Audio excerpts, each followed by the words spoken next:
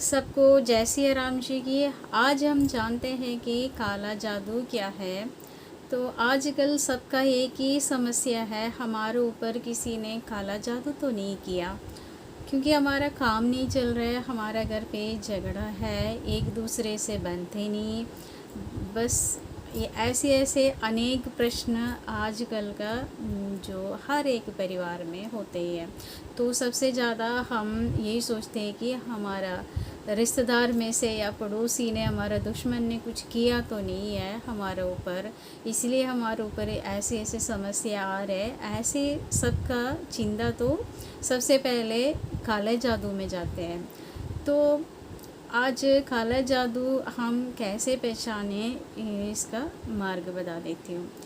मान लो किसी का आज का ये तंत्र विद्या तो चल रहे हैं, लोग कहते हैं ये एक बस ऐसे कुछ ही नहीं है, ये कुछ कहने वाली बात है, जादू टोना तो लगती नहीं, लेकिन ऐसे कुछ है ही नहीं, तांत्रिक विद्या है ये लगते ही है। तो जो जिनको अच्छी तरह आते हैं ये तांत्रिक विद्या, जो सीख रखा है, पढ़ रखा है, तो वो लोग तो कर सकते हैं। और जो बिज़नेस के लिए बैठा है उनके पास जाके कुछ ही करो, लेकिन होता ही नहीं। तो जो तांत्रिक जो विद्या सीख रखा है तो वो लोग करेगा तो वो तांत्रिक विद्या हमारे ऊपर लगते ही है। तो उसको हम कैसे पहचाने ये बता देती हूँ। पहले सबसे पहले जो तांत्रिक विद्या जब करते हैं उसी समय हमारा जो अब मान लो मेरे लिए कर रहे, तो मेरे से संबंधित कोई चीज़ उनको मिल जाते तो सबसे अधिक उसमें फल प्रदायक है। इसलिए कहते हैं लोग, बाल ले लिया हमारा, नहीं तो पैरों के नीचे का मिट्टी ले लिया, इस तरह कहते हैं ना, तो ये जल्दी ही काम करने के लिए। और हमारा नख, जो नाखून वगैरह, तो जो हमारा वस्त्र, कोई भी चीज़ जो मिल जाते तो उसमें करके जल्दी काम कर सकता है। अगर कुछ ना मिले तो मीठा बनकर आ जाते हैं कुछ हमें खिलाने पिलाने के लिए।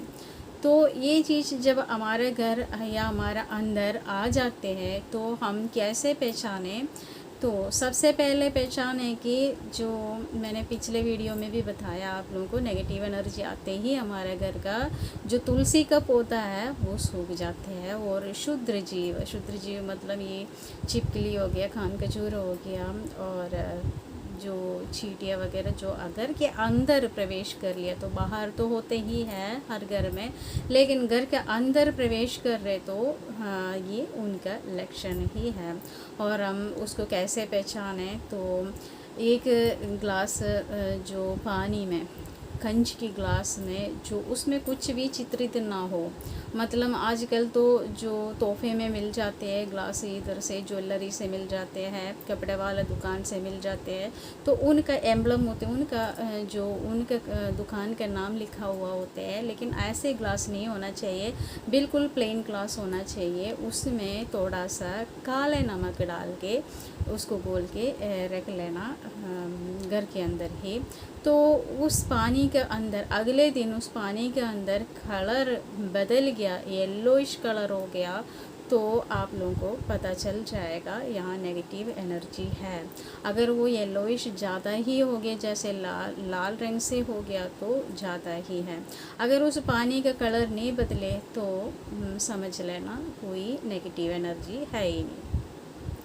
और फिर हम पहचान सकते हैं जो हमारा अंदर दे रखा है, खाने के अंदर या पीने के अंदर हमारा अंदर दे रखा है, तो सबसे पहले हमें सिर दर्द शुरू हो जाएगा। आप कितने भी दवाई लो, लेकिन वो सिर दर्द ख़त्म नहीं होता, तो ख़त्म हो ही नहीं सकता, क्योंकि वो लगातार चलेंगे। जितना मर्जी आप पेन किलर ले लो, लेकिन उस सिर दर्द का कोई शमन नहीं होएगा। तो उसके बाद गर्दन के पीछे दर्द होने शुरू हो जाएगा, पेट में दर्द शुरू हो जाएगा। ये कई बीमारियों से भी हो सकता है, लेकिन ये हम अगर हमारे ऊपर काला जादू है तो हम किसी भी डॉक्टर को दिखाओ, उनको सारे रिपोर्ट तो नॉर्मल आएगा, उनको पता भी नहीं चलेगा किस चीज़ से आपको ये दर्द उठ रहा है। तो इसी से हम हमें मालूम हो जाएगा कि ये हमारे ऊपर जो काला जादू जो चला है उसका प्रभाव करना शुरू हो गया। तो यहाँ पेट में दर्द, सिर में दर्द वगैरह शुरू होते तो आप समझ लेना आपका ये आपको किसी चीज़ में खाने के अंदर आपको ये चीज़ दे रखा है।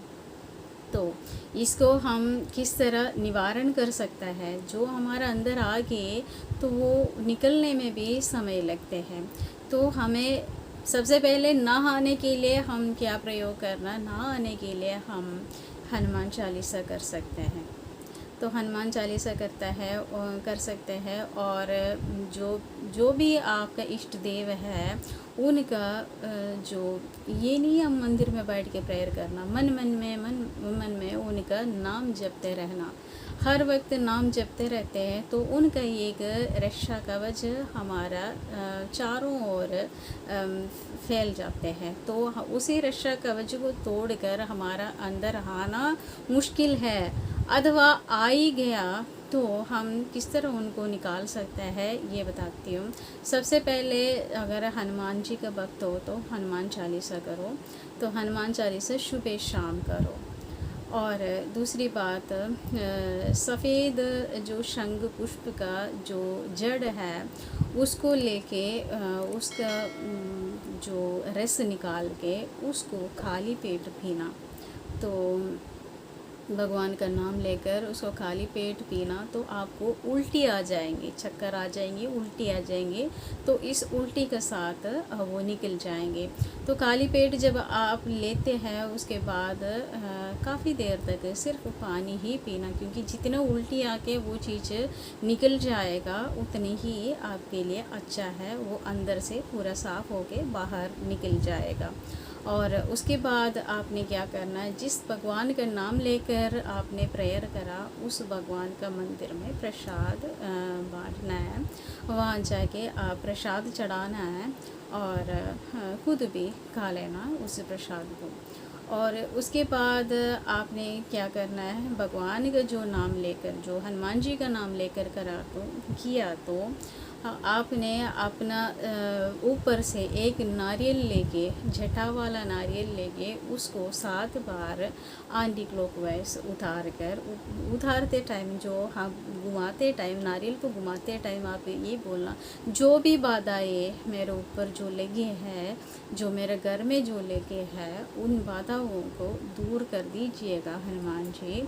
ऐसे करके प्रेयर करके उस नारियल को एक लाल कलर का 1.25 मीटर कपड़ा लेके उसमें लपेट कर हनुमान जी का श्री चरणों में रख कर आ जाना। उसी से आपका जो भी बाधाएं वो सारे दूर हो जाएंगे।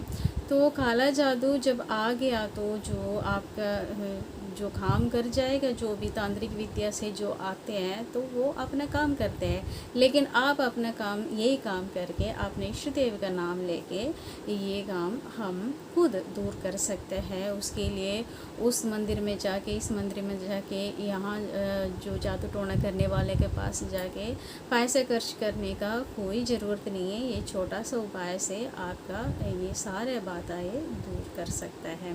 तो ये काला जादू देखिए, जो आप लोगों का काम ना चल रहे, झगड़ा हो रहे, ये देखिए डरना नहीं, जो आप उसको उसके साथ, उस जादू के साथ खुद लड़ना सीखो।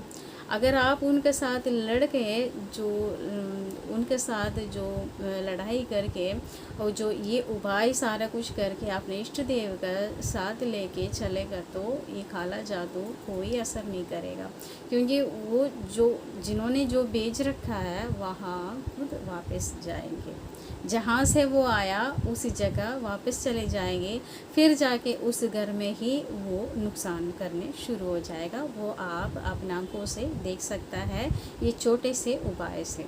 ठीक है जी, आज के ये उपाय आप सबको पसंद आ गए होंगे। अगर पसंद आ गया तो लाइक और शेयर ज़रूर कर लीजिएगा। जो भी सब्सक्राइब नहीं किया वो लोग सब्सक्राइब भी कर लीजिएगा। सबको जय सिया राम जी की। अगर ये उपाय पसंद आ गया तो जय सिया राम जी और जय हनुमान जी, जय वीर हनुमान जी कमेंट बॉक्स में ज़रूर लिख लीजिएगा। हर हर महादेव।